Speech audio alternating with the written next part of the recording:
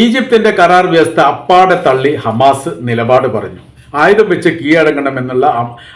കീഴടങ്ങണമെന്നാണ് Egypt ഹമാസിനോട് ആവശ്യപ്പെട്ടിരിക്കുന്നത്.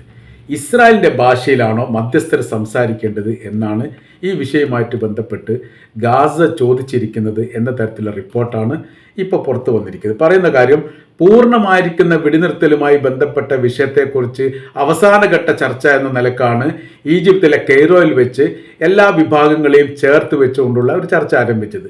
Israel മുന്നോട്ട് വെച്ചിരിക്കുന്ന ചില നിലപാടുകളും നയങ്ങളുമാണ് തങ്ങൾ ഹമാസുമായിട്ട് പങ്കുവെച്ചത്. പറയുന്ന കാര്യം, ആയുധം വെച്ച് കീഴടങ്ങുകയും ഹമാസിൻ്റെ സാന്നിധ്യം ഗാസയിൽ ഇല്ലാത്തൊരു സാഹചര്യങ്ങൾ സൃഷ്ടിക്കുകയും ചെയ്യുക, അതോടൊപ്പം തന്നെ ബന്ദികളുടെ മോചനം, 1.5 മാസത്തെ വെടിനിർത്തൽ ആദ്യഘട്ടത്തിൽ ആദ്യം 10 ബന്ദികളെയും പിന്നീട് മറ്റുള്ള ബന്ദികളെയും അതോടൊപ്പം തന്നെ മരണപ്പെട്ടവരുടെ മൃതദേഹങ്ങളും ഇസ്രായേലിന് കൈമാറുന്നതുമായി ബന്ധപ്പെട്ട കരാർ വ്യവസ്ഥ ഉണ്ടാക്കുകയും ഫലസ്തീൻ തടവുകാർ ഇസ്രായേലിൽ കഴിയുന്നവരെ മോചിപ്പിക്കാൻ സമാനമായിരിക്കുന്ന രീതി ഇതിനു മുമ്പ് തുടർച്ചയായ രീതിയിൽ ഉണ്ടാവുകയും ചെയ്യുക എന്നുള്ളതാണ് കരാർ വ്യവസ്ഥ.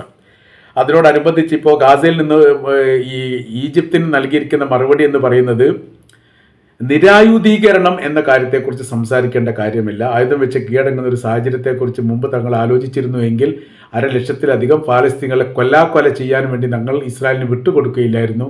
മണ്ടത്തരമാണ് നിങ്ങളുടെ നിലപാട്, അംഗീകരിക്കാൻ സാധിക്കുകയില്ല എന്നുള്ളിടത്തേക്ക്